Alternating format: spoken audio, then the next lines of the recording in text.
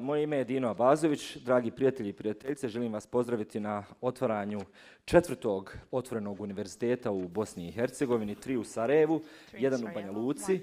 Zapravo 4.5, jer je meni posebno bio drag i ad hoc Otvoreni univerzitet za vrijeme protesta u februaru, ali dobro, nominalno programski rečeno radili smo, dakle, ovo nam je 4. Mogli ste upratiti da u kontinuitetu pokušavamo otvarati neke teme, dobiti neke interesantne goste koje nisu zapravo mainstream, zainteresirani u našoj akademskoj javnosti i stručnoj javnosti. Istrajavamo na pitanjima od psihoanalize, kritičkog promišljanja, kapitalizma, socijalizma, krize Europske unije, pitanja koja se bave, dakle, onim što bi, recimo, uvjetno rečeno bila teško probavljiva tema dnevne politike Bosne i Hercegovine, međutim, Otvoreni univerzitet i nije zamišljen kao neko geografsko određenje samo Sarajeva. Time smo, čini mi se, pokušali ove godine pokazati i organizaciju Otvorenog u Banja Luci, sutra nadamo se također nekim drugim gradovima Bosne i Hercegovine. Tu smo, hvala vam što konstantno pokazujete interes za teme, za goste, za vašu spremnost. Nadam se da učestvujete u diskusijama, da se bavimo javnom artikulacijom, argumentacijom, pitanja. Ja bi u principu možda trebao reći nešto i na engleskom, međutim mislim da je većina vas već upoznata da smo i ove godine, zahvaljujući kolegici Sadiković, studentima anglistike, uspjeli obezbijediti simultani prijevod. Dakle, imate slušalice kome god bude trebalo, dakle, uključujući i večerašnju sesiju koja će biti na engleskom jeziku. Prijevod je obezbijeđen, moći ćete postavljati pitanja i na našem i na engleskom jeziku, kako god vam bude odgovaralo. I naravno, nije poza, ali moramo pomenuti da ovo sve skupa ne bi bilo moguće bez podrške naših partnera i prijatelja. Prije svega, recimo, Roza Luxemburg Stiftunga, koji nam je i ove godine pomogao, da uđemo u ovaj projekat, također holandske ambasade. U suradnji smo i ove godine sa inicijativom za ljudska prava mladih i IHROM.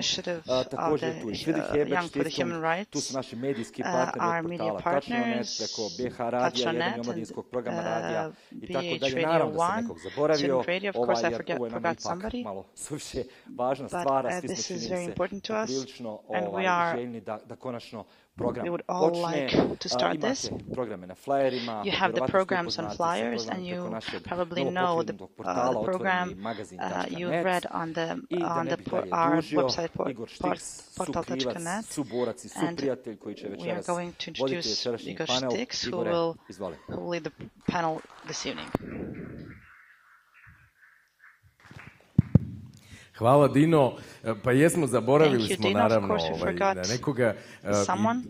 Otvorili smo izložbu upravo Marka Krojača o monumentima, o pitanju sjećanja i prošlosti, čiji bi naslov jednako tako mogao biti Ko se boji prošlosti i zašto i na koji način se odnositi prema toj prošlosti koju, kao što dobro znamo, na sve pritišće. Ipak, taj projekt smo ostvarili u saradnji sa forumom ZFD. Tu se nalazi još čitav niz ljudi koji su nam pomogli da ovo bude moguće sa tehnikom, sa pomoći, sa bilo kakvom vrstom inicijativa i u Sarajevu i izvan Sarajeva, da bi nešto kao Otvoreni univerzitet živjelo. Kao što je Dino rekao, naša misija od početka bila da otvaramo teme koje nisu prisutne u javnom diskusu, a kamoli akademskom, da otvaramo mogućnost drugačijeg promišljanja stvari s kojima smo svaki dan bombardirani, i u tom smislu i vas pozivamo naravno na kritičko preispitivanje svega onoga što ćemo reći ovdje u ova 4 dana. I kao što znate, programi su svaki dan, već u muzeju, historijskom muzeju BiH, imat ćemo program tačno u podne u muzeju Revolucije koji vodi Dino Abazović. Dakle, vidimo se tamo tačno u podne. Od 5 sati u Sartru počinjemo svaki dan sa Open Cafeom, sa raspravama i konačno predavanjima u 9. Imat ćemo također jedno iznenađenje za kraj, a to je predstava kojom će se zatvoriti Otvoreni univerzitet. Dakle, program je kao i ovih godina jako bogat, šarolik, i ste naravno svi pozvani da nam se pridružite u ovako velikom broju i ostalih dana. Međutim, da krenemo na posao, i da doista pokušamo odgovoriti na to pitanje ko se boji. Let's try to give a response to the questions on who's afraid of refugees, of Freud, of socialism, who's afraid of Yugoslavia and why, who's always afraid and why are we afraid and of what are we afraid of. I would invite now, in this moment, I will speak in English. As Dino said, everyone who needs, there's an interpreter, you can take the headphones outside of the hall. Koji će ići na našem jeziku, ali također ćemo svaki put pomalo plenumski pitati da sama publika odluči na kojem će jeziku biti panel, pa ćemo se prema tome tell us in which language the panels will be, so we will organize in that way. Anyway, if you know or you don't know, we have the interpreters. Da odmah krenemo u ovu debatu koja nas sve pritiče ovih dana, a to je ova prva tema koju smo zato i stavili za otvaranje, to je ko se boji izbjeglica, Europa u krizi. Imam privilegiju večeras da razgovaram sa nekim od ljudi koji na najoriginalniji način promišljaju to pitanje. Ja bih sada pozvao Gašpara Tamaša da mi se pridruži na bini. Gašpar, please come and join me on the stage. Gašpar is one of the most relevant thinkers today in Europe, one of the leading leftist thinkers, not only in Eastern Europe, but I would say in other parts of Europe as well. I'm happy to see you now in Sarajevo. Usually we used to meet in Zagreb at the Subverzi Festival, where over the last 6-7 years we were trying to do a similar work of connecting people across Europe, especially across Eastern Europe. We'll come to the question why in Eastern Europe we do not discuss certain questions such as capitalism, such as neoliberalism, why do not, who is afraid of socialism, and who is afraid of Marx in Eastern Europe and elsewhere. I'm very happy that together with Gašpar we have here Renata Salacel, one of the leading intellectuals not only of Slovenia, I would say one of the international stars of contemporary thought, who couldn't join us last year, but he's finally with us here and who was very supportive of the Open University since the beginning. And finally, my great pleasure to invite also my comrade and friend Dino Abazović from Faculty of Political Science in Sarajevo. Please, one round of applause for our lovely guy.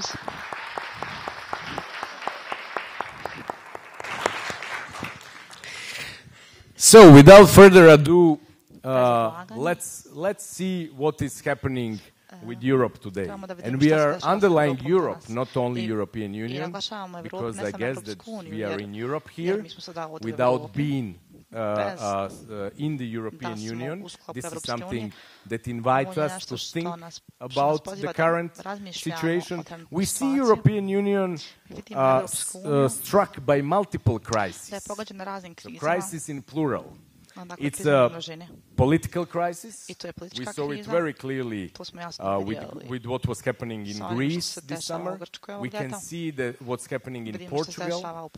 We can't not even longer speak about democratic deficit. That was, I think, not too. It's not precise anymore to speak about democratic deficit. European Union is suffering of something much more serious. We see that what was imposed on Greece this summer. We see that the leftist government cannot be formed in Portugal because the president doesn't want to give mandate to people who democratically want it, because they are of the left, because they're putting in question euro, austerity, NATO, and so on. So we are having a big problem here. This big democratic dream called European Union is dissipating before our very eyes. There is institutional crisis of European Union. What will happen with Eurozone? What's happening with Schengen? How actually countries within European Union communicate, how they are going to make decisions. Well, are we going to have Europe with 2, 3, 4 speeds or a couple of circles within Europe? Who will dictate this? Those are the questions we are confronted today quite harshly. Then there is the refugee crisis, and clearly Europe cannot deal with that. After attacks in Paris, as you can see, there is a security crisis. Brussels being blocked for 4 days, with the heavy army deployed on the streets of European capital. There is also geopolitical crisis. We don't know what is real. The wars are all around us, in Ukraine, in Middle East, wherever you turn. We don't really know the answers where this situation will lead us. But one particular thing happened that really shook the foundation of the European Union. This is refugees coming to find a safe haven, if possible, to rescue their own lives, coming to Europe, and the whole structure start to crumble.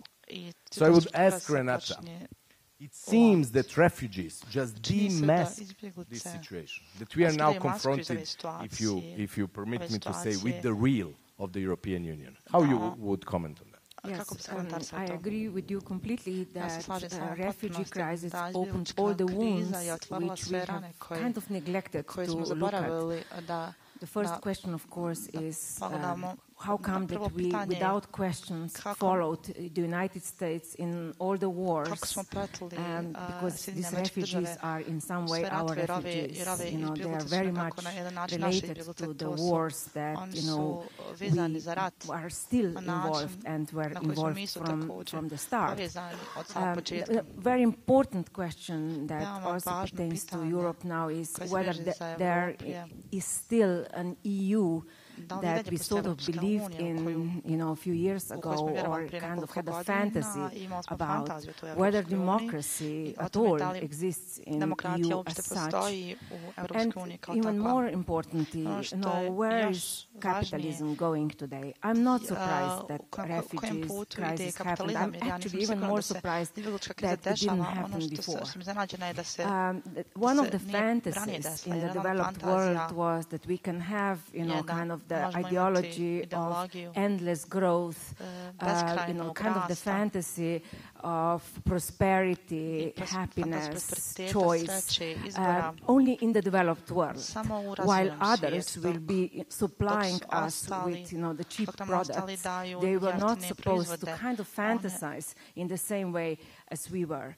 They were not supposed to kind of identify with the ideology that everyone can make it, and that everyone is kind of responsible for his or her well-being, which is at the basis of Western capitalism for quite a long time, from the times of the self-made man. You know, so now trying to divide refugees into the good ones, you know, those who are fleeing war in Syria, and the bad ones, the economic migrants, is one of the most pathetic things in a way, which is kind of covering precisely that the refugee crisis is kind of opening the crack of the ideology on which capitalism has been relying for a long time. And in some way we are surprised that people in Bangladesh are watching our advertisements, that they are watching American TV novelas and are kind of identifying with the fiction of the kind of happy prosperity, you know, and they are coming kind of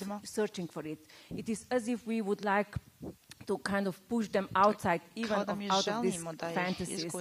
And while we are slowly kind of seeing the cracks of these ideologies, at this point, you know, a lot of people in the developed world are kind of stopped believing in this idea of endless progress, happiness, you know, success, and so on. We kind of hope that others would not at all identify with ideology as such in the first place. Thank you very much. I would now turn to Gaspar Tamas. You wrote about this, about a refugee situation, especially from the point of view of someone living today in Hungary. In an interesting way, you said, in the context of Hungary putting a barbed wire and a very bad attitude towards refugees who only wanted to use its territory to reach Austria or Germany, said that it's also a case of competing immigration, that Eastern Europe, that is so protecting itself from refugees, is actually losing population, that Romania lost millions of people, Hungary is losing people, even people from Slovenia leaving, especially young people. Not to mention Latvia that lost like 10% or even more of the population, all of them running towards the West in a similar kind of pursuit of better life. So how you would comment about this refugee crisis from really point of view of someone who lived all these historical sequences, especially 1809, when after all, many Eastern Europeans are running again and being refugees and trying to get out of the barbed wire, to the situation in which these same peoples are putting barbed wire, closing themselves off, and are presenting themselves as the defensor of European values.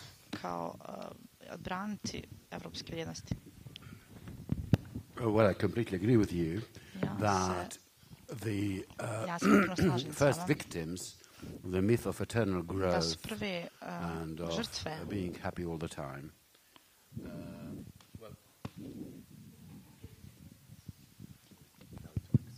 the first victims were the East Europeans, and they've been followed by even less fortunate counterparts in the Middle East and other places. We are fleeing to the West, they are fleeing to the West, and we East Europeans find it scandalous that others do too. Mi vidim da I drugi to rade. Kako je to moguće? Are they doing exactly the same thing as we do? Oni rade istu stvar kao I mi. Trying to believe in all that Pokušavaju da and vjeruju trying to sve act to upon those beliefs. I žele da urade nešto na tim Here stvarima. you have to consider very Ovdje carefully morate da what is razmislite o being tome meant što se when misli people are talking about kada Europe. ljudi pričaju o Evropi. Okay? This is a racist notion. Ovo je rasistički pojam. Europe is the home Evropa je of the white people, zemlja bijelaca. in the second order, home to the Christians, Na drugom mjestu the third order, dom home kršćanima, for the Western Christians. onda zapadnim People kršćanima. might have forgotten, Ljudi su but možda we cannot zaboravili, in our ali mi situation, ne možemo u ovoj situaciji that da the hatred against Muslims postoji neka is mržnja equaled by the prema hatred of Catholic and muslimanima Protestant koja Europe je jednaka towards kao Greek Orthodox people, especially jednaka Russians. mržnji kršćana prema But not only Russians, but also pravoslavcima iz Greeks, Grčke, a Romanians, pogotovo iz Serbs, Rusije, and others. iz Rumunije, Bugarske, Srbije So, i tako dalje. you have here an hierarchy defined racially, culturally, Imate traditionally, ovdje anarhiju civilizationally, and what koja have you. je Is definisana a system of rasistički i exclusions. nacionalno i to je Not a sistem system of ekskluzija. inclusion, but a Ne system of sistem inkluzija, već exclusions, right? To ekskluzija. begin with. So, you see, S tim trebamo početi. don't believe those people talking in sentimental, plummy voices about Europe, because that's an exclusionary, Nemojte slušati ljude koji racist pričaju notion o Evropi na that should takav be način, rejected. to je samo rasistički pojam koji se treba odbiti. And either are we internationalists or we are Europeans. Either or. Right? And then, of course, this is not only, of course, an ideological judgment, the usual judgment that considers those successful, powerful, rich to be also more spiritual and intellectual. Za koju se misli da bi intelektualni ljudi trebali biti Seems, especially capitalist reason, seems to reside in those parts where wealth is being accumulated. Not only are we, and you, dear people, poorer, less civilized, less clean, but also they are less rational, less spiritual, less cultivated. Be humble tolerate inequality, adore hierarchy, and recognize that you are accepted in Europe. You can be integrated, that's the slogan of this day. You can be integrated in Europe only if you become also in some way Western, and therefore you acquire the blessings of the Holy Spirit. Reason, okay? And reason, that of course is embodied by value, which of course is created by the labor time of the exploited, and the exploited tend to be also ethnically different. I'll finish this with an anecdote, one of my favorites. I wrote it down, but I can't resist repeating it. You may have heard of Lord Curzon. Lord Curzon was the Viceroy of India and the military leader in the First World War. And he was leading the British troops in France. And one summer day, his soldiers stripped and went swimming in a lake.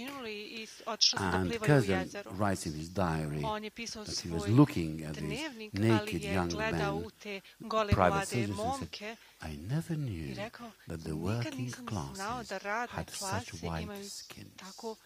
Very good. So the question we cannot avoid in this country is, of course, our relationship towards the EU, towards European Union, towards joining Europe.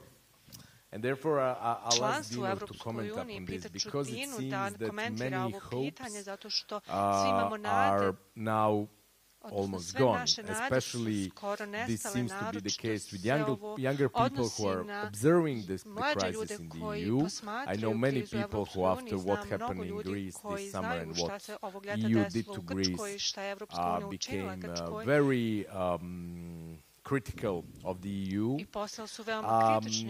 But yet, for many years, especially in Bosnia, this was a promise of peace. Fundamentally. Not of, I don't think that anybody here thinks once you join EU, you'll get rich and so on. After all, we saw what happened in Croatia. Well, basically nothing. It's good for people who can travel more easily, but who travels really? For most of people, Europe comes with a lot of dictates, with a lot of bureaucracy, with some rules that you didn't even know you accepted, because you, during the process of integration, you translated 200,000 pages of acquis communautaire, of EU rules, without consulting public, without knowing what actually people signed up to.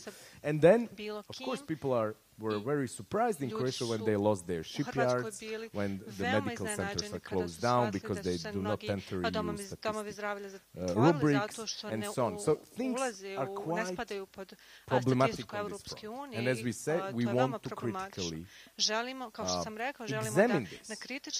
Very often from the EU enthusiasts, you'll get people say, oh, you are Eurosceptics, which, people don't know what this means, and they want to put you in the same basket with Le Pen and with some right-wingers and so on. How about being a bit of EU critical? In a way to find the way out of this situation. What now? What can one hope now from Bosnia and Herzegovina of the situation in which we are in the relationship towards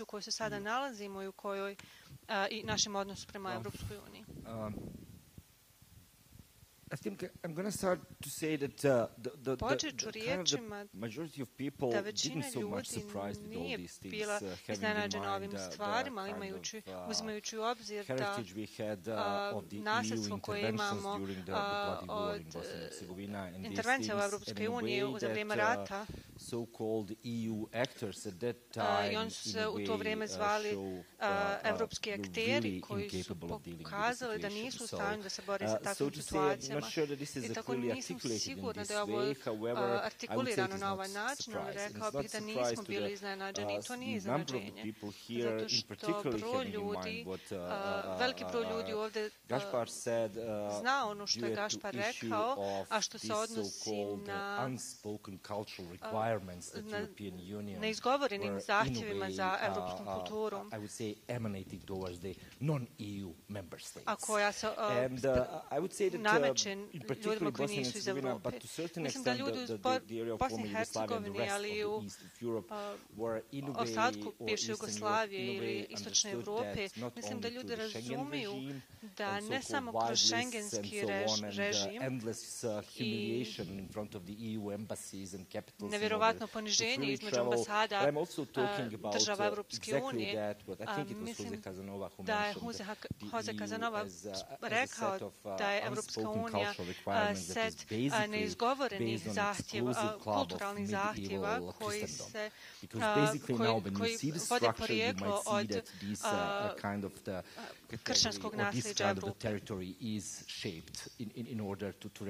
Na taj način je i ova teritorija određena prema onome što je Gašpar ranije rekao. Mislim da u tom smislu je interesantno posmatrati da smo mi periferija periferije, zato što nekad zaboravljamo da Evropa više nije centar svijeta i ona je također periferija, iako to još uvijek nije prihvaćeno, jer u Briselu još niko nije rekao da više nisu centar svijeta, ali još važnija stvar jeste pitanje granica u mnogo različitih smislova.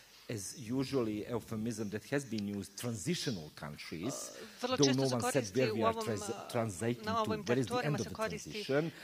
I termin think no question about that anymore, zemlje, Igor, is that end point is not EU, obviously. Da krajnja tačka nije Evropska unija, to je očigledno, a pogotovo ne ova današnja Evropska unija, i trebamo imati na umu pluralističke religijske strukture koje se odnose na kršćanstvo, na katoličanstvo, pravoslavlje i naravno islam. Ne želim ovo prepojednostavljivati, ali želim reći da u tom smislu Evropska are failing. They are failing in the political sense of meaning. Look at the case of Bosnia and Herzegovina as a country that are so to say trying to get into the EU and fulfill kind of the criteria you mentioned, the humanitarian and other things. Well, I think it's about time that somebody say that, for example, conditionality is dead. Conditionality doesn't work in Bosnia and Herzegovina. And it never worked. And the only issue that the European Union tried to impose, not only to Bosnia but now to Serbia as well, was the conditionality policies or stick and carrot and all these things. But certainly the local decision makers at the political nature, and I think it's important to reconsider something that also Gašpar and some others has been talking about, reconsidering the concept of European nation state needs to be taken into account, speaking about European crisis now. And the second thing I think is important is, to a certain extent, Europe is now witnessing something that used to be discussed in a number of occasions with dealing with the issue of the Middle East and the problem with the Middle East. And I remember, I can't recall now exactly who said so, but one obviously quite intelligent person said that out of these famous 5 W's that journalists usually ask, like who, when, what, and where, all these questions have been asked, but the fifth one, why, has not been debated so much. So in that respect, I think in our perspective, being on the periphery of the periphery, as I said, we are in a way in a position that much easily try to reflect this why issues. And one of the starting points, I think, would be to deconstructing this European unspoken cultural requirement. What does it mean to be European? Look at the paradox. Something that has been called the border of Europe or external power of the Europe, is going through the center of Europe. So it's kind of really something that borders of European Union are cutting again through the center. So how border can be through the center and these things. We used to live with this kind of the paradoxes, if you like. And in that respect, the Bosnian case or case from former Yugoslavia is interesting on something that, for example, Renata has been writing and researching in terms of the different waves of migration in Europe, like from former Yugoslavia as a migrant worker, later on forced migrations to the European, Western European countries, then so-called these repatriation programs, return of the returnees and refugees. So all these dynamics needs to be taken into account, but I think that vast majority of people has not been surprised. And to end with this intervention, I think that there is something that I tend to call hypocrisy of European Union, because the mere fulfilling of the conditions to join the European Union is unfortunately understood as replacement for state-building processes, functioning economy, the problems of the social justice, and so on and so forth. And obviously, in a situation like in Bosnia and Herzegovina, that's the wrong way to go, because Bosnia and Herzegovina first need to work its inner model on rebuilding this, or reconstructing the society without this kind of quote-unquote European Union or Brussels-based institution. We'll come back to some things you mentioned, but we'll try to speak a bit about what you defined as constant migration. And of course, we are talking about refugees, and there are many of us who were refugees. Who was the refugee among you? Okay. Who have relatives in St. Louis? Chicago? Good. Yeah, of course. That's unsurprising because of a huge number of people, our people who went there as refugees and being accepted in America as refugees. Interestingly enough, Renata did the research on Bosnians in St. Louis. So can you share some of your findings? One of my kind of amazing trips, I by chance learned that in St. Louis there is the biggest number of Bosnians in the United States, 70,000, and there is a very strong Lacanian community which is helping the refugees. So this was what brought me to see, what's going on, and the shock started already when I took taxi from my hotel to the part of town which is called Little Bosnia.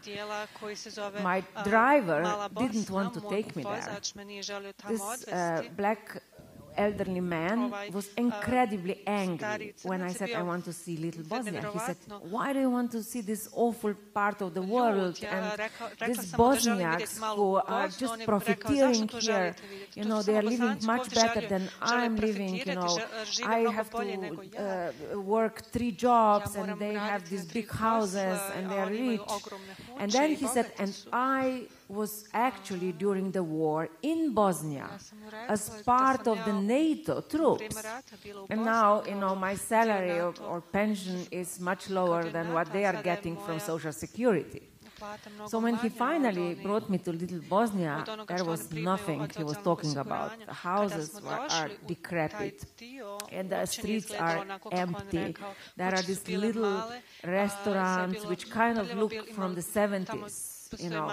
One is called Stari Grad. Inside are kind of pictures of Prijedor. Everything looked, really sad and depressing. And the more I was speaking with people, the less I saw prosperity. And, what was kind of shocking for me, speaking with the psychoanalysts who are working with these people, is how trauma remains for 20 years and how often it comes out in the most unexpected times. For example, women mostly become, kind of traumatized when they have small accidents. Mostly women are working the whole day, as cleaning ladies, in the restaurants, kind of low-paid job, a majority.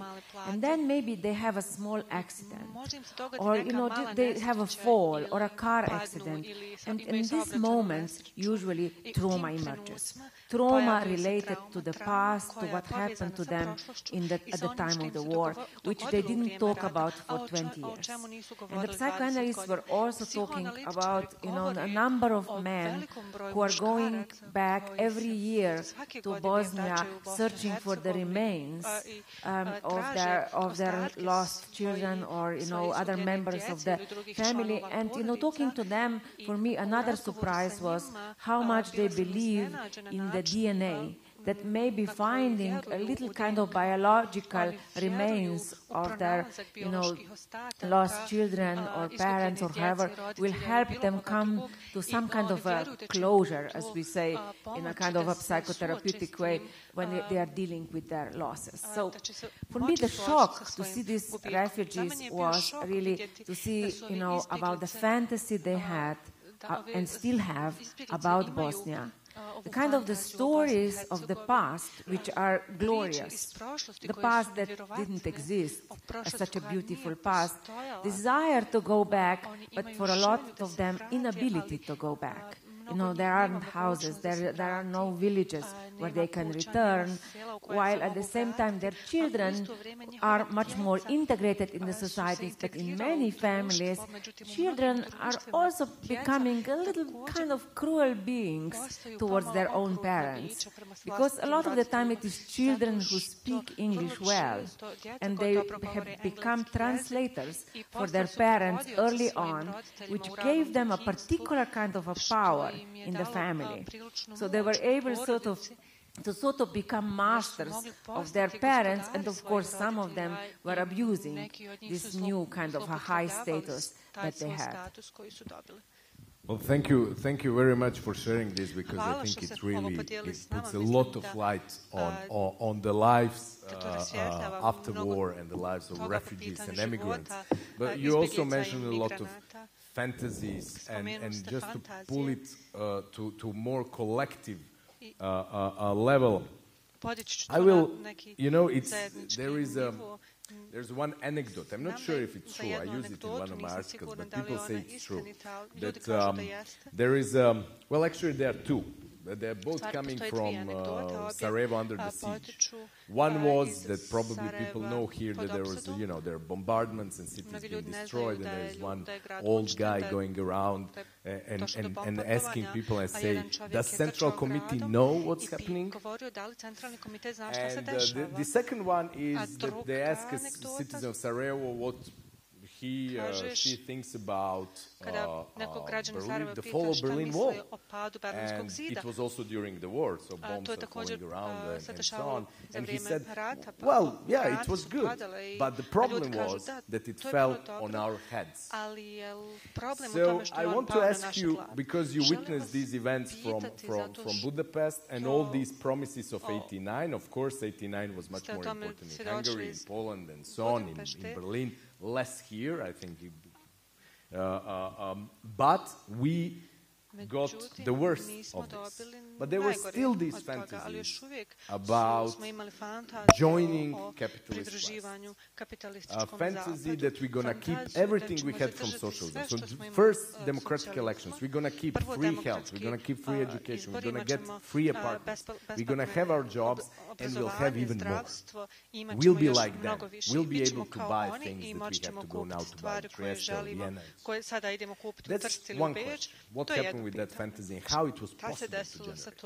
The second one, also important for what we are talking about here. How it is possible that the left is still delegitimized in Eastern Europe? Well, just if I may say two personal words. I'm a member of former member of a minority. I'm a Transylvanian Hungarian who lived in Romania, and I had to leave my native town, in which I dream every second night ever since, 37 years ago. And probably I have also my very unhealthy fantasies too. And second, about Sarajevo, I've been a friend of Susan Sontag, did some things here in Sarajevo, did theater here and so on. I just had to remember her at this moment. She was very dear to me. Anyway, so about 89, Well, yes and no. I don't think that people had so many illusions. You shouldn't be contemptuous of people. You know, nowadays I read in the Hungarian newspapers that allegedly the hope of Hungarians was in 89 that we will live like Austria, and which is the richest country in Europe, and that, of course, will keep some of the social security system. That's absolutely untrue. This is absolutely untrue. Nobody has ever said that, and nobody has ever believed that. We shouldn't underestimate the moral passion that went into 89, however badly it all ended. And I feel myself guilty in not only sharing but proffering some of the illusions at the time, but I remember at least the active minority of the people, really hoping for a kind of moral rejuvenation, and the idea of democracy was much more important than thinking that, we'll be richer. Everybody knew that the best economic times are behind us. Between 65 and 85, that was economically and socially the best period, the golden age of Hungary that won't be ever repeated as long as I live, but maybe my grandchildren won't see anything like that, unfortunately, I think. But, so you see, so this is why the disenchantment was even more bitter.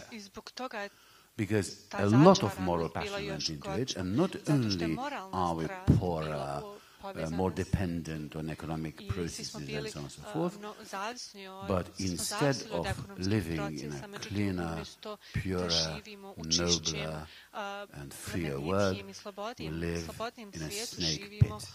And that's bad, really. And because you see, the enemy too has passions.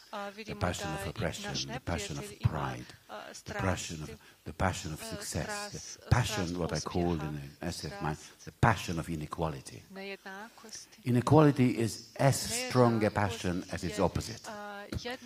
It is the ruling elites that call themselves actually falsely, but never mind, liberals or neoliberals and this and that, have transformed the idea of liberty in an idea of a contest in which the freest are those who win.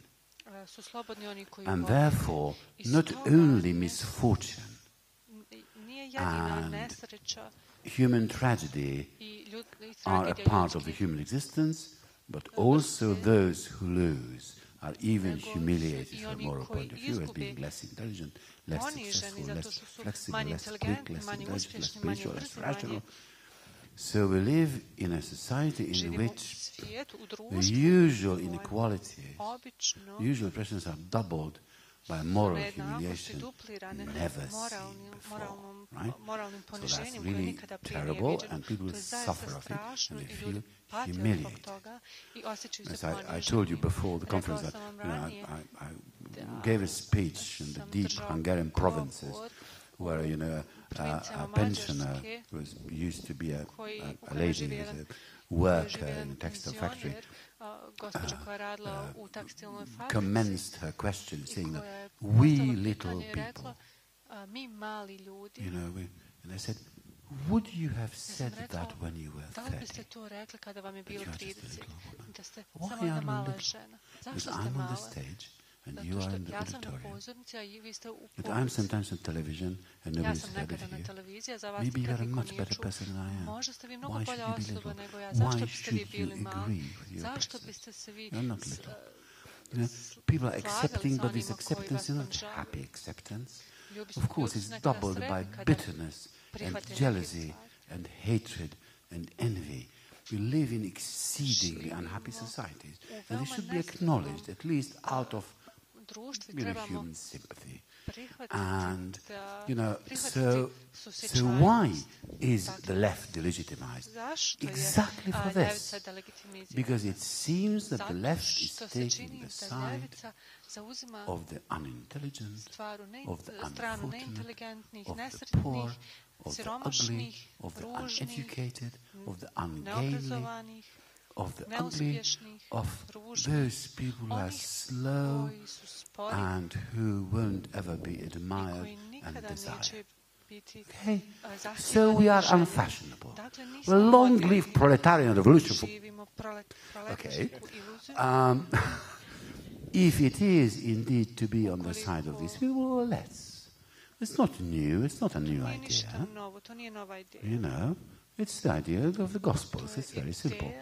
But the left, of course, is not just following the Gospels, but its impopularity has the same roots. It's the hatred of equality. It's the contempt for the body, the contempt of bodily work. Is for physical labor of those people who are dirtying their hands, whose bodies are instruments, like the bodies of animals, who are, pulling, weights. And this hierarchy that is built up from the days of Greece is still with us, and it seemed for a moment in 89 and in other moments of this kind that we might be free and all that, but at the same time this way, this terrible way of humiliation were lifted, and instead of having been lifted, it became even heavier. So small wonder that people hate it. So do I. So I'll have a similar question because I think we are now going and thank you for this answer. It would be I want to ask Dino the same question. Now we are deeply 25 years of the restoration of capitalism.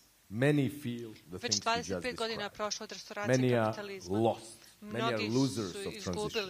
Even among those who gain something, there is sometimes some consciousness that actually this is wrong. We know that global inequalities are just staggering. I mean, 1% possessing 40% of the whole world.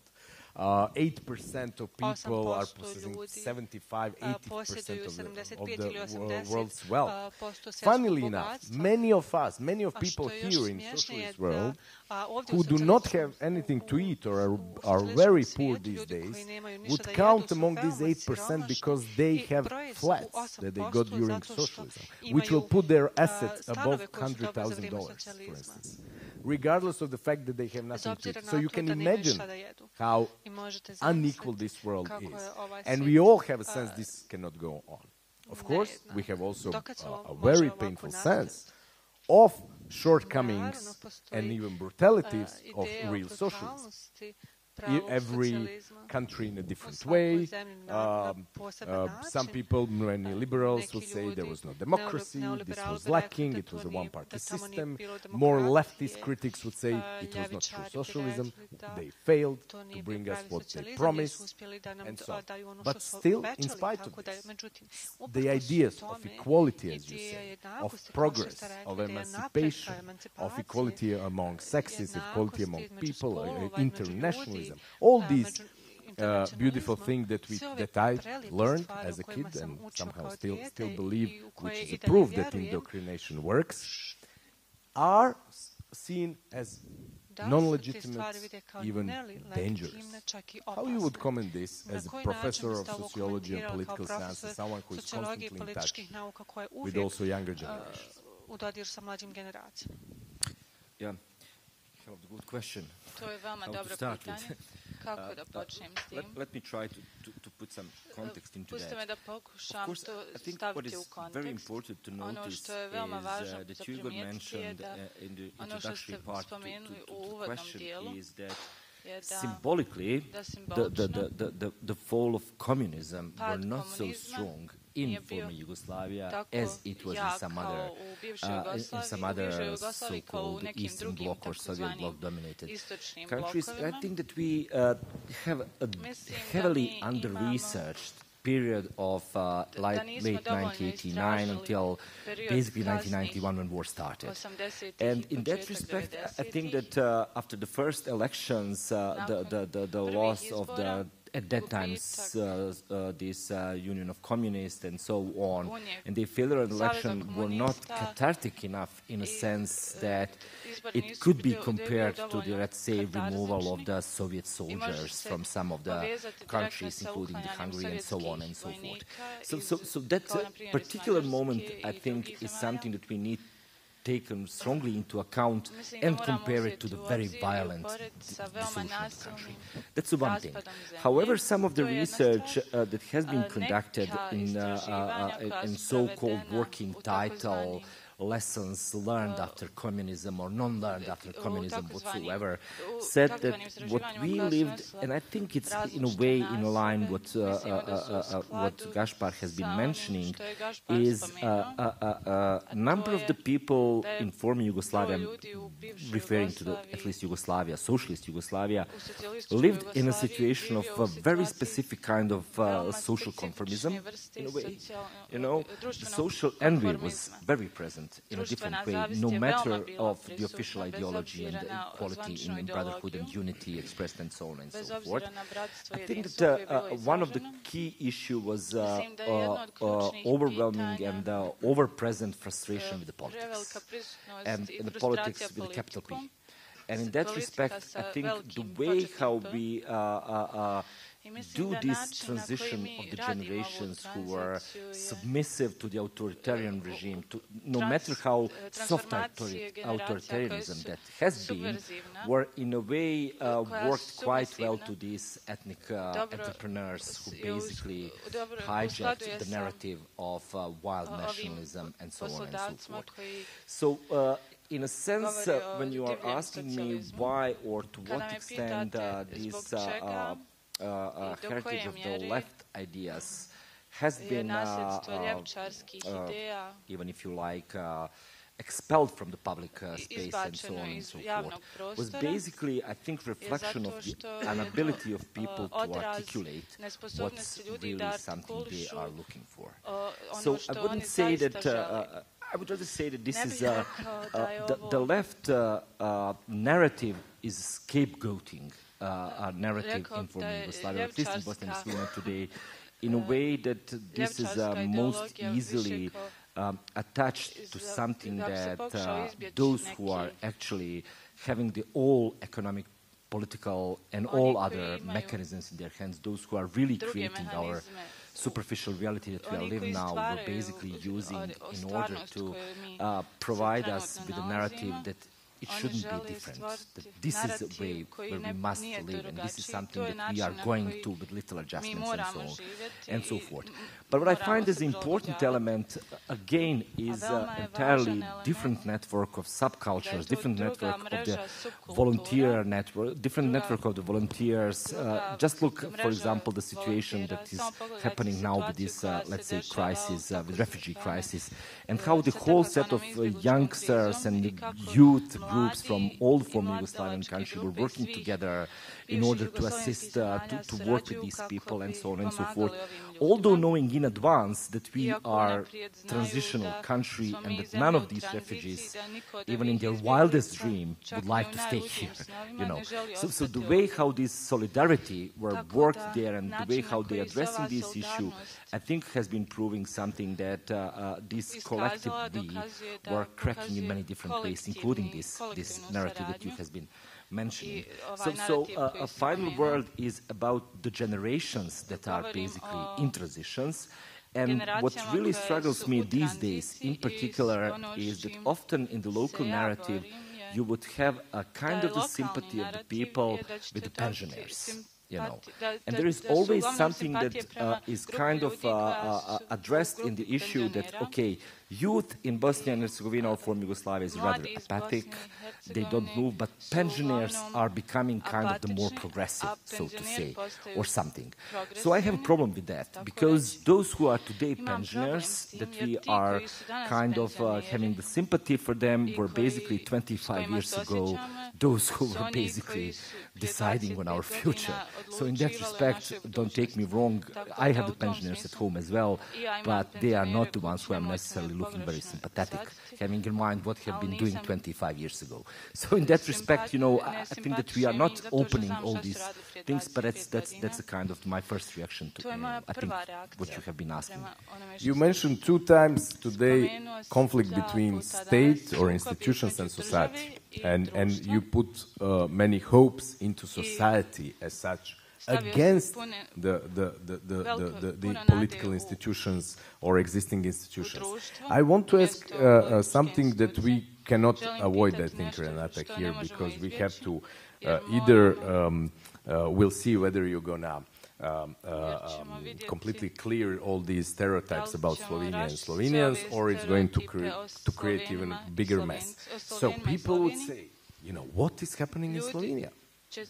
So in Slovenia, this conflict between society and state, and then alliance between state, republic, and society was quite an astonishing thing in 1990, yeah? Or already starting in the late 80s, and you are witness of that period.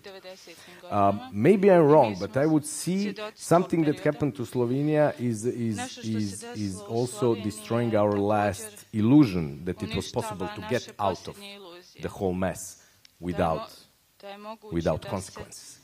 It's a country that has from 45 to 2005, 6 years of impeded growth, of absolute growth of society, of industry, of modernization. And I would see that such an extraordinary intellectual scene that you have, and that you are one of the representatives, is also product of this enormous development of basically agricultural society into highly modern, absolutely globalized and cosmopolitan society, and yet ethnically and culturally homogeneous in this respect. 2005 I'm mentioning, 2004 entering the EU, Euro, adoption of the Euro, and then the whole process got hijacked by neoliberals and right-wingers who, as we find out, endebted Slovenia to such a point that is now almost a failed state. So what happened, how it was not possible, although the left scene exists, although we are all inspired by your example, how it wasn't possible to stop this final devastation. Yeah, for Slovenians, you know, the end of socialism happened, you know, rather unexpectedly, as happened in many other countries. There was a desire, there was a fight, there was a lot of oppositional movement, but actually no one really believed that in our lifetime the end of socialism might happen. When finally socialism collapsed, we didn't know where we are going. So people now would say we didn't make a choice for capitalism. So capitalism sort of happened without us, in a way, choosing it. We might pretend now that we made a choice for the end of socialism, but not the choice for, you know, the start of capitalism. So in some way, that's the moment where kind of the first kind of a passivity emerged, as if we just followed in others' footsteps, which we are still doing in the political sphere. So nowadays, we are sort of kind of, you know, little apparatchiks of Brussels, big apparatchiks. You know, we have a joke in Slovenia that in Brussels they write laws. In Germany they look at them. In Poland they read them, and in Slovenia they implement them. You know, so we try to be more pope than a pope when it comes to whichever, you know, laws that Brussels is inventing. And we love being loved by Merkel or whoever is the strong person in Europe. We love being obedient. We love, you know, not shaking the boat. And, you know, our politicians, pretty much one after another, you know, people who come to power are without any vision, and they don't even dare proposing anything, you know, that would go against the mainstream of the technocrats, pretty much, who are running European institutions. Europe has, you know, as we know now, been the project, EU has been a project of the elites. of the, industrial cartels, of the, banking unions, with very little thinking about democratic institutions. We have almost no knowledge what is happening behind the closed doors, of all the important institutions in Europe which are deciding our future, especially the financial institutions.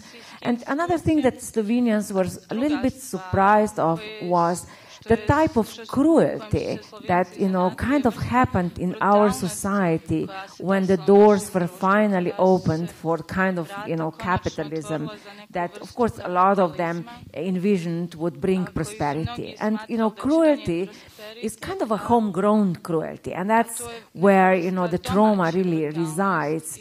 Seeing our people, kind of ruining very productive big factories, kind of investing money pretty much abroad, not thinking at all about the well-being of the population, firing people left and right, ruining newspapers, and so on. That's where, a lot of people kind of sort of made the turn to passivity. We have a small left party at the moment, the United Left, which is sort of the only party shaking the boat a little bit. But they are, kind of in minority when it comes to the big political powers. And we still live under the shadow of our conservative politician Janez Janša, who was in prison for a short time, being accused of financial dealings in regard to the weapons we were buying in Finland. He was released from prison, but nowadays he still is the person who kind of is the only one who appears to have visions in regard to the refugees.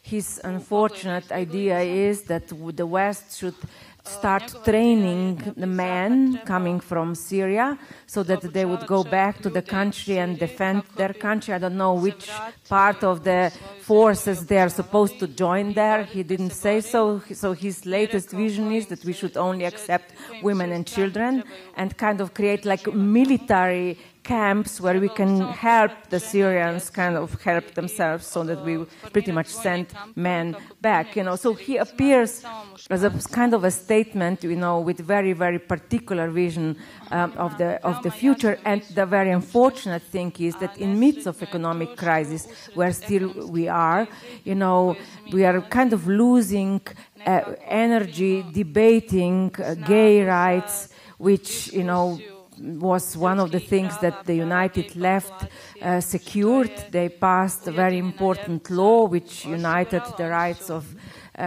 gay people with the heterosexual people, but at the moment, we are in the midst of preparing the next referendum, which again, will be kind of a loss of potentials to sort of think about more important things. So we're kind of going back to debating moral issues instead of debating where we are going, where do we envision our society in the future. Is the capitalism that we adopted the ultimate form of society we can kind of have in our part of the world? What should be the the kind of the next stage of where European Union should be going? About these topics, pretty much, our politicians are speechless and have zero visions. I would suggest now that after everything we heard, there's a lot of food for thought, and at the Open University we force a conversation not only among participants but also with the audience. So I'm sure there will be many questions. We painted quite a wide picture of what's happening with our societies, and yes, the floor is open for questions and comments and suggestions. Here's one, here's another one. Where's the mic? The third one is there. Where's the mic? Fourth one. Okay, we'll collect questions. So is there anyone who can help us to move the mic from here to, where's the first? You were the first. You were the first. Yes.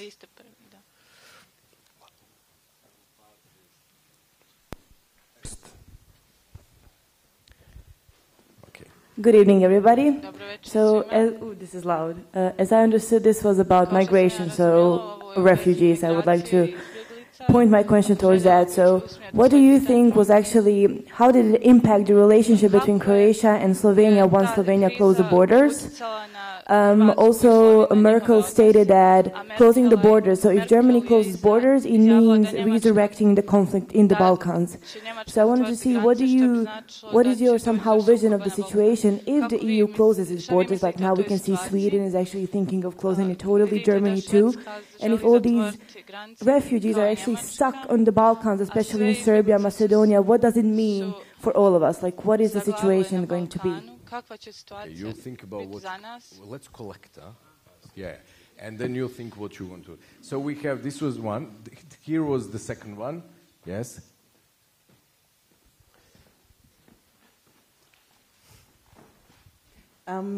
Yes, thank you. I was also going to say thank you for this lovely introduction. Now, are we going to talk about the refugees of today? You know, those people washing up on the shores of Lesbos and off the shores of Greece.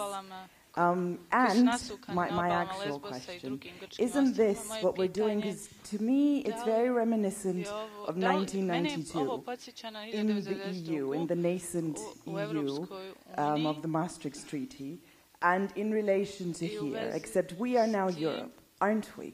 Because here we are pretending to talk about refugees. I'm going to be a little bit difficult, I apologize, but here we are being very European. We're pretending to talk about refugees and we're actually talking about ourselves. And isn't that supremely European? Okay, we have, the third question was there and then the fourth there, and then we'll have the first round of answers, and then we'll, okay. The mic is coming. Mogu ja na bosanski? Moje pitanje vašim predavačima, gostima, jeste koja bi bila neka razlika između izbjeglica sa Balkana, koji su, čini se po statistikama, mnogo većim broju nego Sirijanci koji sada bježe iz svojih domova. Dakle, radi se o nekom broju više od 3,2 miliona. A današnji, znači, neka statistika koja se vodila, ljudi koji su pobjegli iz Sirije, oko 700.000 ljudi. Koja je razlika u izbjeglicama? Znači, koja je razlika u viđenju izbjeglica sa Balkana i onih iz Sirije? Mislim da je to nekako, postoji jedna definitivna razlika kada se govori o jednoj izbjegličkoj grupi sa Balkana i onog sa Bliskog istoka, dakle onog nekako nepoznatog islamskog, muslimanskog i na kraju terorističkog. I tu je četvrto.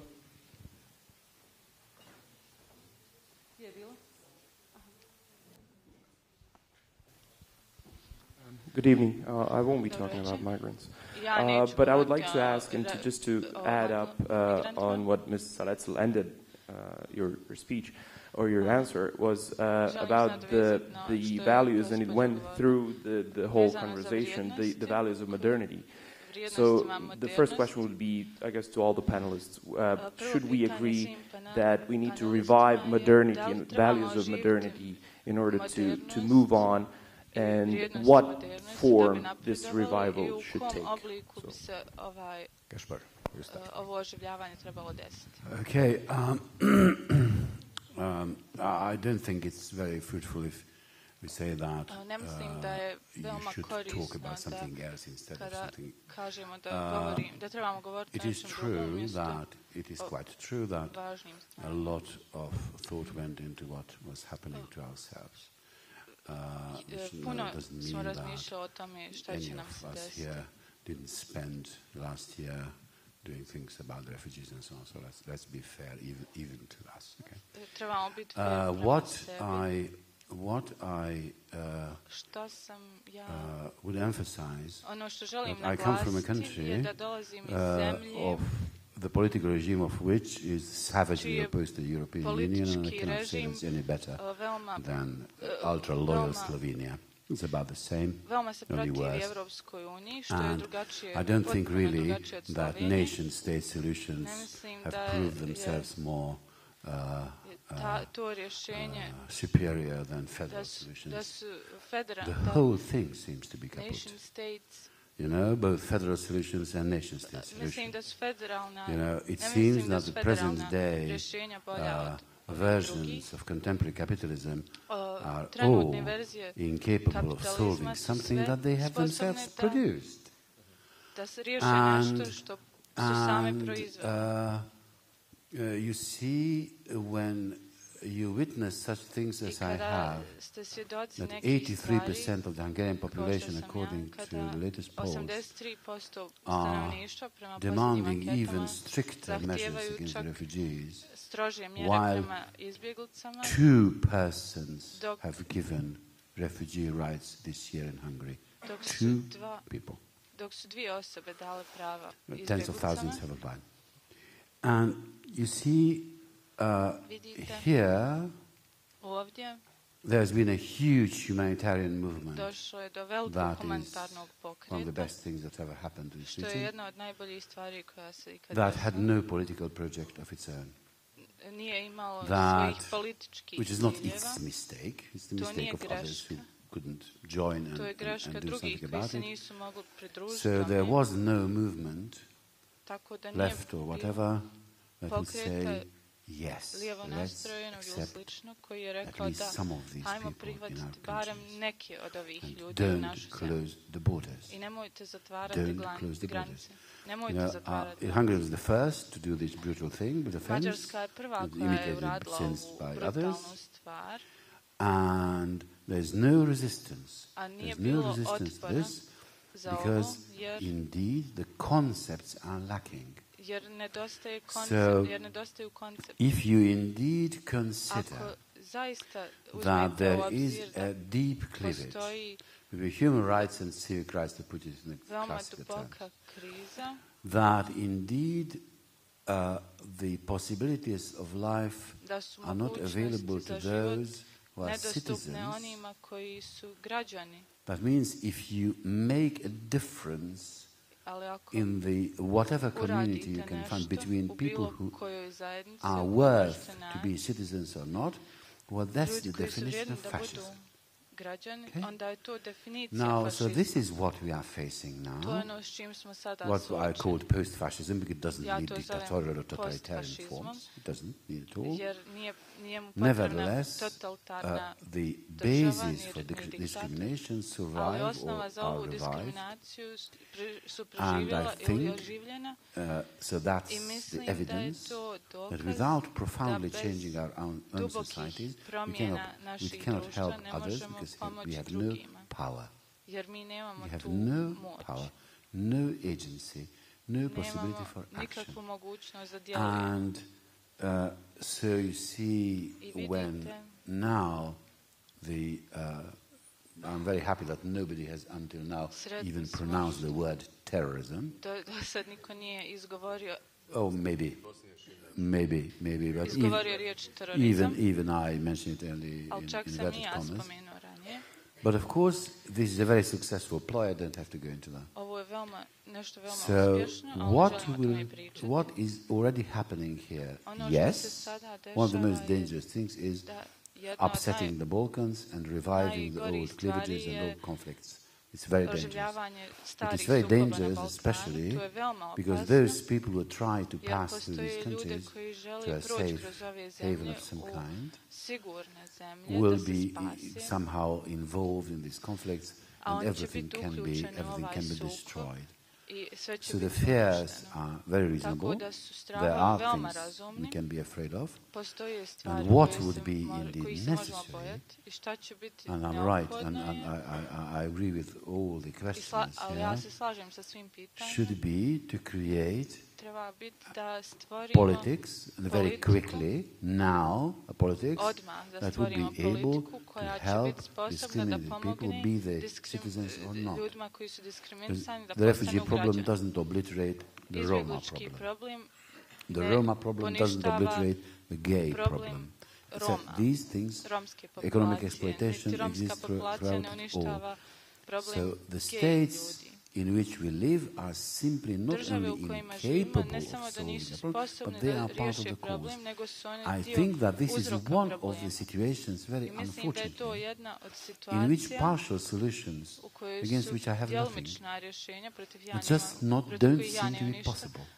So what is the greatest action vis-à-vis the Middle East that the West and Europe is doing now and spending a lot of money on is bombardments. It's bombardments.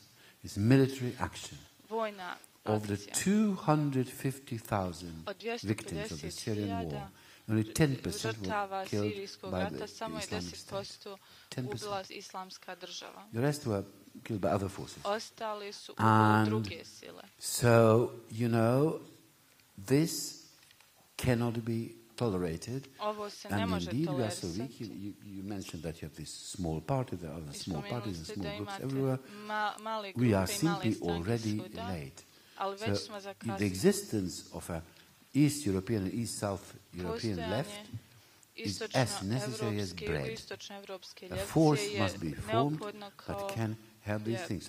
And those forces, you know, are confronting just terrible difficulties, even ideological difficulties and so on and so forth. So, you know, a real passion for real equality, that the most important case of which, of course, is the refugee problem, should be the most necessary things, and we should indeed forget everything else. And political action is needed. I'm not saying, of course, I'm a philosopher, and I will never say that words are superfluous, but that is not a contradiction. Political action is needed, and political action can be, at this moment, only initiated by Europeans, because we are in the area where the thing is happening, and we, as white people of Europe, white bourgeois people of men of Europe, have some power. Dino? Dino? Yes, Slovenia did not react that badly at the moment when refugees started coming to our doors. So in the political elites, there was no kind of a discourse, let's not accept them at all.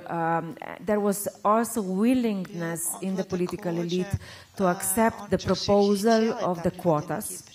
That, you know, the debate in Europe was, the numbers were counted, and Slovenians at that point were, you know, pretty much in agreement with the quotas. And that was the idea that we can sort of kind of take care of the numbers that will be allotted to us. So there was no big discussion about it, and that was good.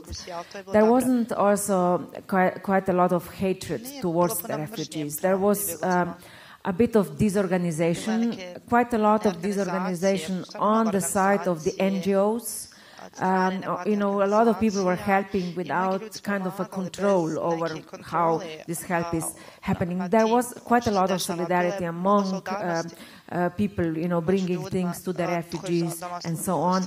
Behind this, there was quite a lot of inefficiency, which sort of kind of also bordered on kind of new forms of cruelty with which you kind of deal with refugees. You know, in Denmark, they know this cruelty for some time already. You know, even the kind of architecture that they use, where they place them in the middle of the woods and so on. It's a form of, you know, kind of cruelty. But we were, you know, using a particular kind of inefficiency of like establishing one toilet for 1,000 people, or, you know, those kind of things. And also, of course, the whole kind of charade with which, the police or the army were there to secure the refugees was very much, a kind of a performance, unnecessary performance, which of course tried to scare people to a point. But there were, kind of a lot of excesses or violences and so on that we can say. However, between Slovenia and Croatia, of course, there was a game, going on with, our conflicts from the past were played out in a new way over the questions of, whether Croats are informing us or not. So the theory from our, side was that a lot of the time Croats kind of brought refugees without announcing that they are bringing them, and that they would bring them to the borders where we didn't expect them. So that, the NGOs would be prepared at one border, but refugees would come to the other border. It was completely unnecessary that all these, poor people had to kind of walk across the border for like a few kilometers. There was, I'm sure, other ways of transporting them. But in some way, these are, minor problems. The problem now, of course, is what will happen next. So our fear is, of course, that other countries will start closing borders, and especially that Germany will change. And Austria is already slowly changing, which is why Slovenian government, put this unfortunate barbed wire, although the government, from the leftist parties was highly criticized, with the sayings that, in every barbed wire people can find a hole and get through. So it's sort of pointless to put this barbed wire.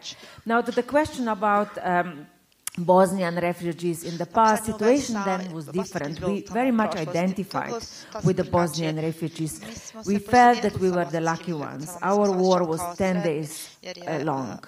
We thought that we could have been victims of a much, much longer, more cruel war as Bosnians were, which is why there was a lot of solidarity with Bosnian refugees at that time.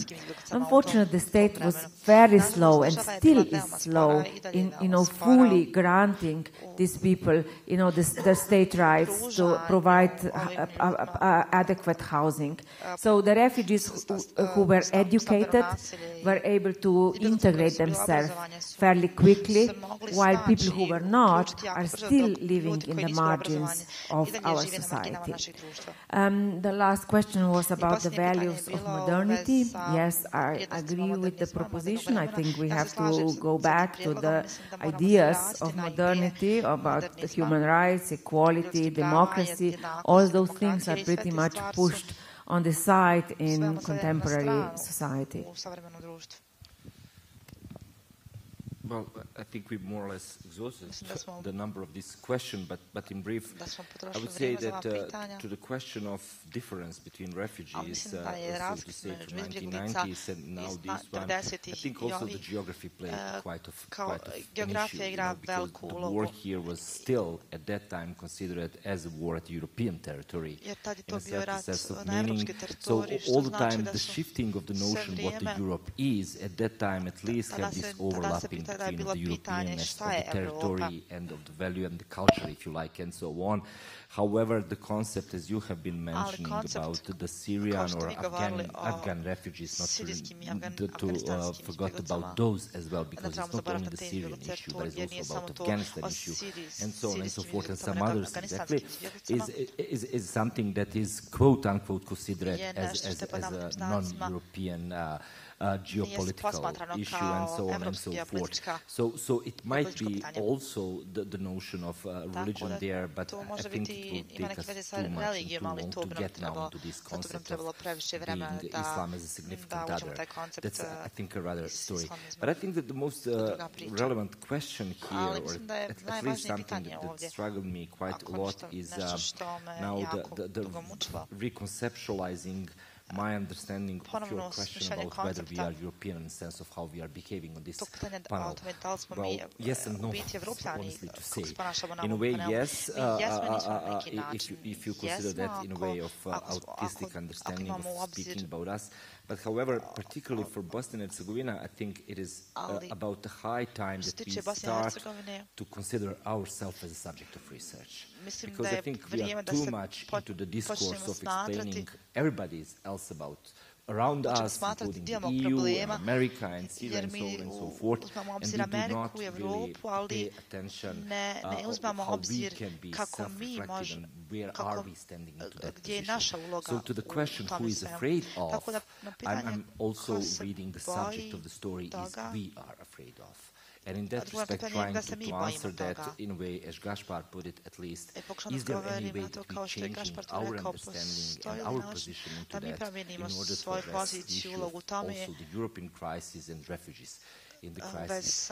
Other than that, for all I know, you really might be right. I mean, we are, in a sense, there. We cannot, water under the bridge, we cannot bring it back.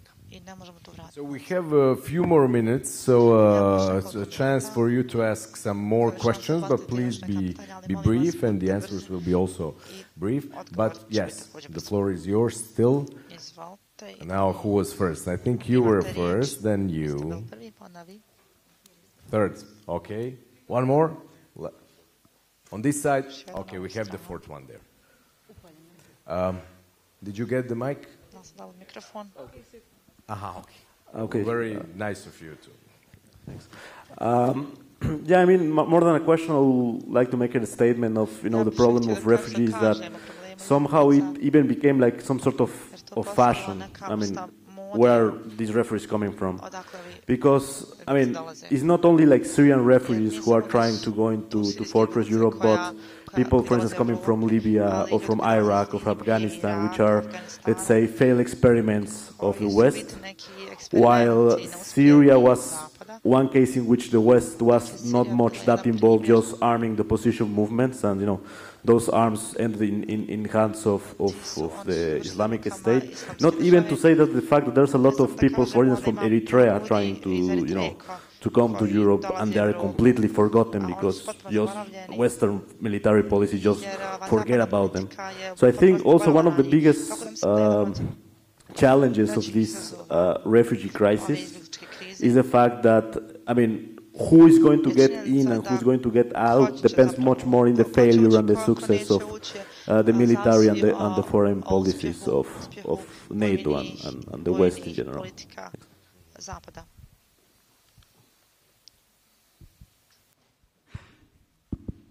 Thank you.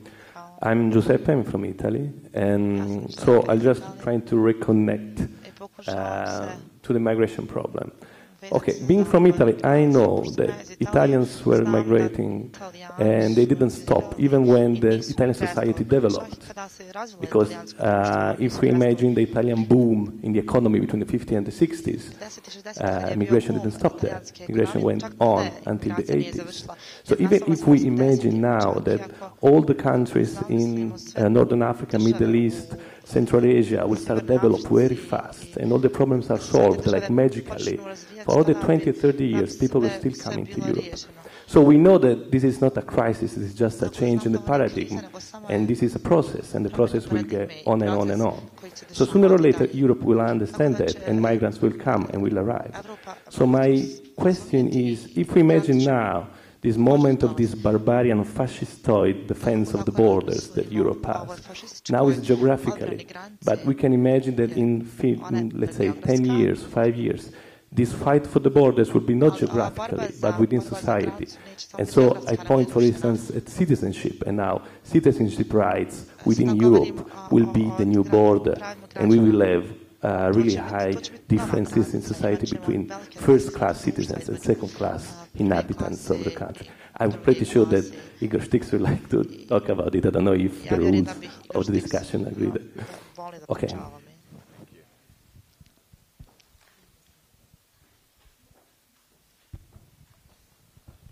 Good evening. Thank you for sharing your thoughts. I cannot help but ask you, what is your vision for the region and the Europe? What is your vision for the Europe and the region? And what are the necessary steps, according to you, that people, all of us, should do to get there? Maybe to achieve some kind of new social contract.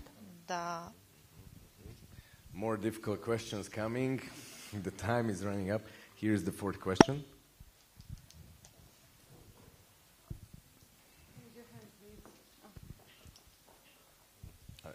Okay, then we'll have the fifth one. I haven't seen you. There is another one there. Okay. Greetings to everyone. I just have a question regarding Europeanism as a concept. I constantly hear and feel that people think of it as a positivistic notion and not a pejorative one.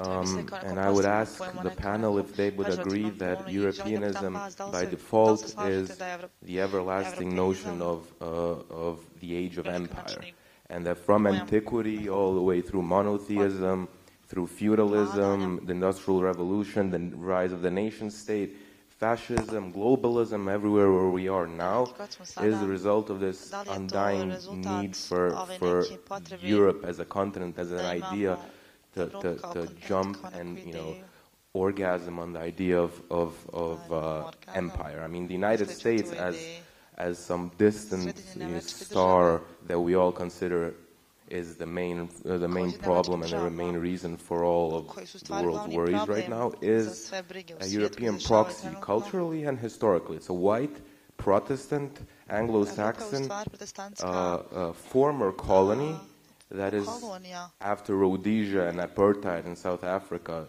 died and withered away, the last remaining European stronghold outside of Europe. So I would ask if this whole notion and idea of Europeanism and modernity, as one of the listeners asked, what is and was ever a truly positive idea, or do we all sit in a little European bubble as a salon and dream about some big grand idea that never really existed? I mean, Leni Riefenstahl didn't make films referencing the Zulus. She made films referencing ancient Greece. We still study ancient Greece as this great idea, while Plato in himself and his theory of society was in fact fascist. I mean, Mussolini based his doctrine of fascism on feudal guilds that were in turn based on antiquity. So, thank you. A lot of things. There is. Yes, I would just wanted to comment a bit on what Renata said about Croatia and Slovenia regarding the refugee crisis. I think there is a difference, and I think that this difference is not only set in this kind of confusion in the beginning. There was a confusion between Croatia and Serbia. There was a confusion between Croatia and Slovenia, but the approach of Slovenia is very much different than the approach of Croatia, and the difference is in the face of humanity.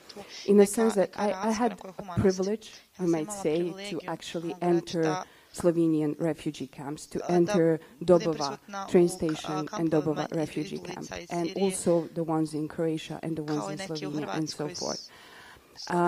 There is a huge difference. When you see a police officer with the hoodies, when you see Frontex, when you see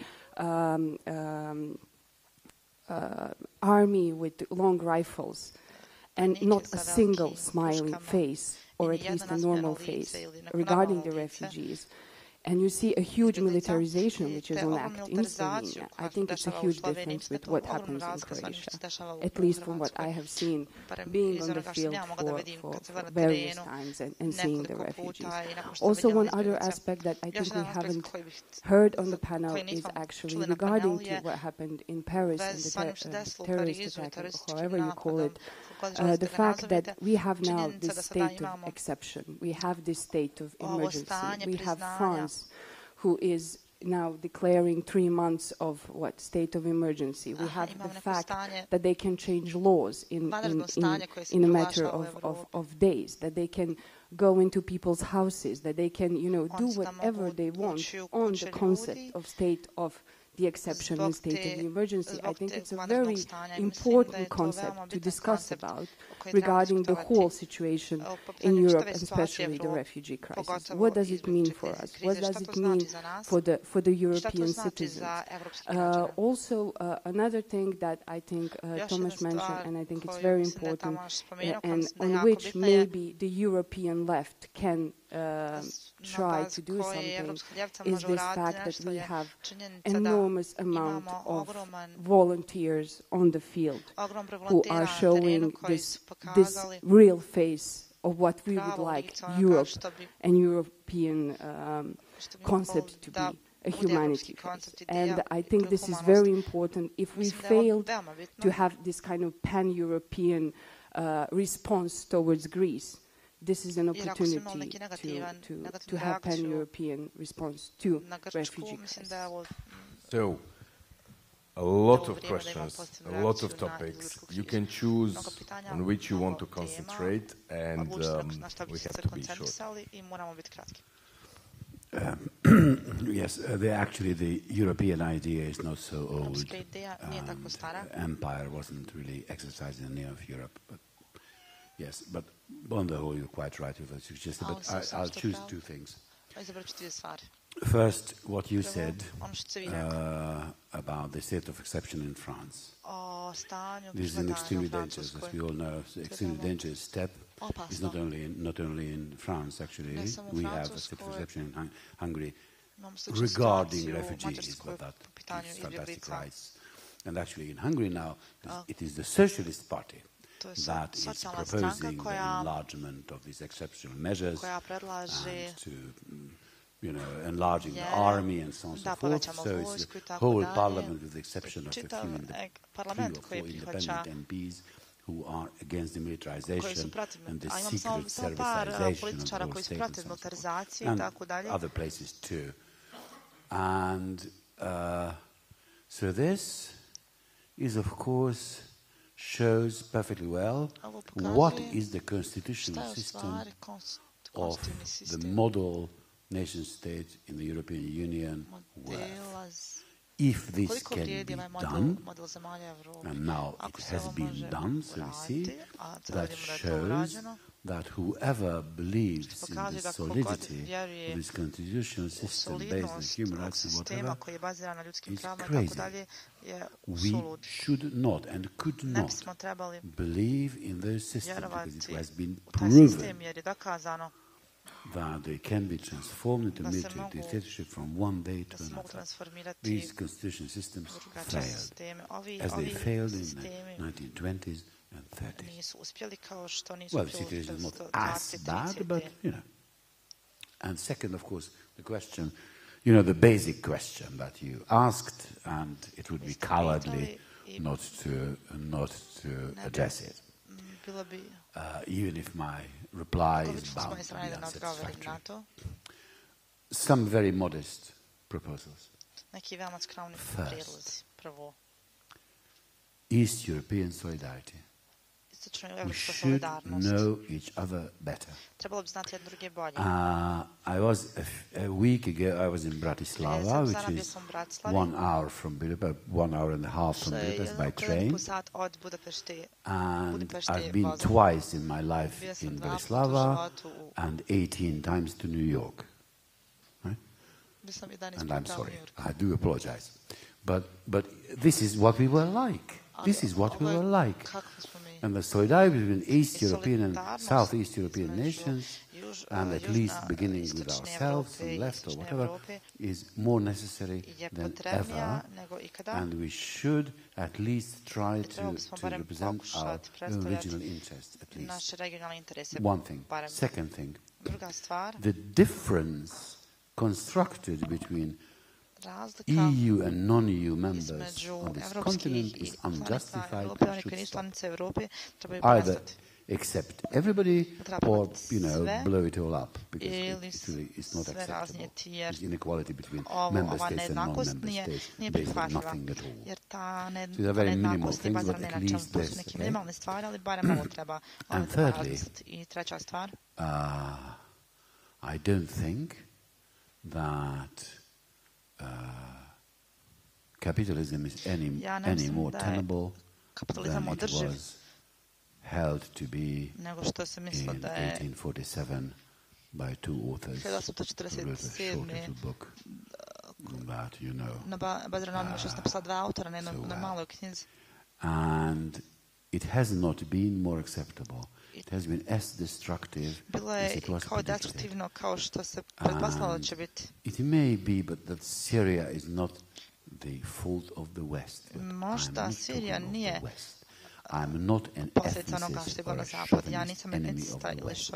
I'm not an ethnicist or chauvinist enemy of anybody, right? Including the West. So the enemy is not the West, although the strategic center of capitalism is there. The enemy is capitalism. And for being stronger to address this, we should really, even if we are, as I said in that story, just little people, we should always think in international terms. These problems are not only local and specific. We may start, of course, we should start with our own actions here, but we should not stop at the borders. The borders should disappear. Our borders and other people's borders. Naše granice I granice drugih ljudi, to je strategija koju ja predlažem. I to je ono što ja predlažem da vi kažete drugima. Two world wars have been fought about borders, and we're still obsessed with them. To hell with borders. Opsjednuti smo sa njima, dođevala sa granicama.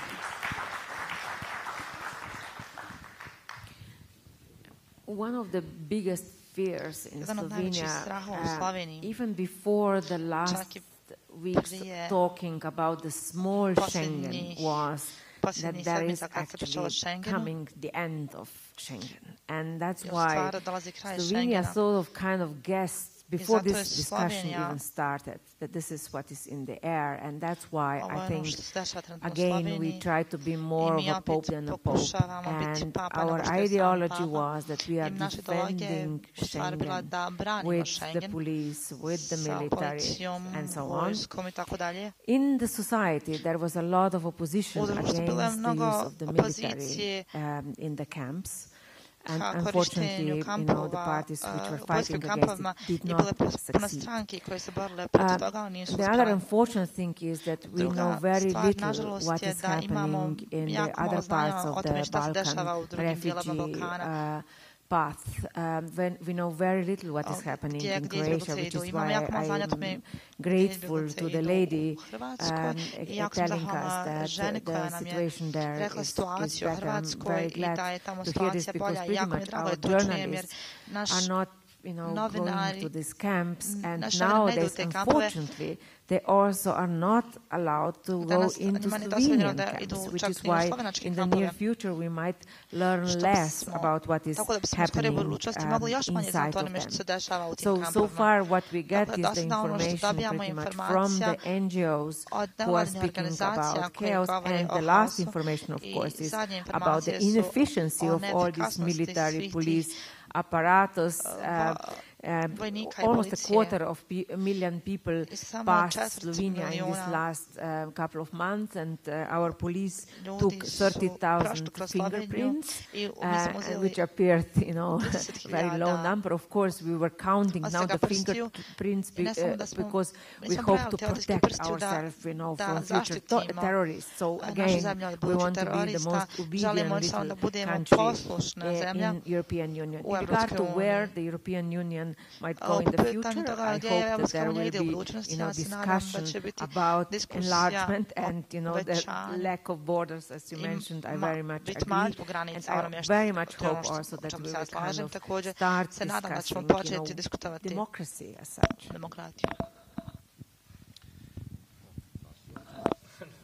Igor will have a last word because of the system. So I think I will give him a kind of highlight. In brief as possible, yeah, in terms of the empire, that's a very interesting concept and of course relatively old to discuss, but I'm not really sure to what extent European Union as we know it today want to be understood as an empire. It would be much easier, but it's not always the case. And unfortunately, I think that's a part of the problem. And however, to certain, if you like, policy measures, they do act like that, and that's a problem. I'm sorry to say that I'm not so optimistic that we will have a kind of the Europe without borders, though I would, of course, love to have it.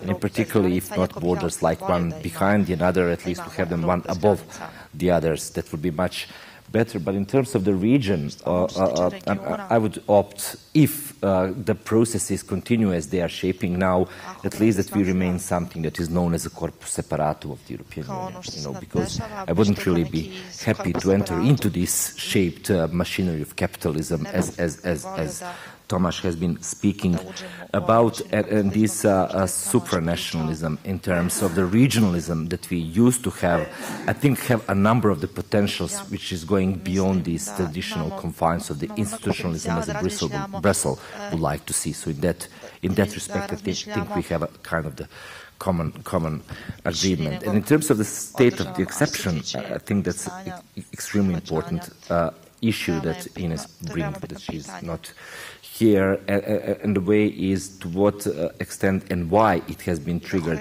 Now, I think it's not come overnight, and it's not only because of the Paris. I think it had been prepared quite earlier, but we did not read science quite a lot. And if you take a look into the situation of the previous immigration section, in terms of the ghettos in different communities are living in France, in particular, and some other things with the riots before and so on and so forth, you might read the pattern how this state of exceptionalism has been built in over past few years, and it's just now used as a trigger to actually implement it. That has been in kind of the agenda that I'm very much against it. So thank you. Thank you. Last words on this panel. As for citizenship, yes, we will all agree about the direction where we want to go. Unfortunately, it might be, as you suggested, that there will be hierarchical citizenships and that people will not be treated equally. There might be multiplication of borders all around us, but at least here at Open University we are trying to abolish the border that's separating panel and the audience, and everybody is equal regardless where you position yourself in this room, and I think this has been proven. We could continue on and on with this, but we have 4 more days, and we start tomorrow at noon in the Historical Museum. We'll talk more about these things, and then again in this theater at 5 p.m. and we'll continue talking and discussing until midnight. But now, please, for this opening panel, join me in thanking our great panelists, Dino, Renata, and Gaspar.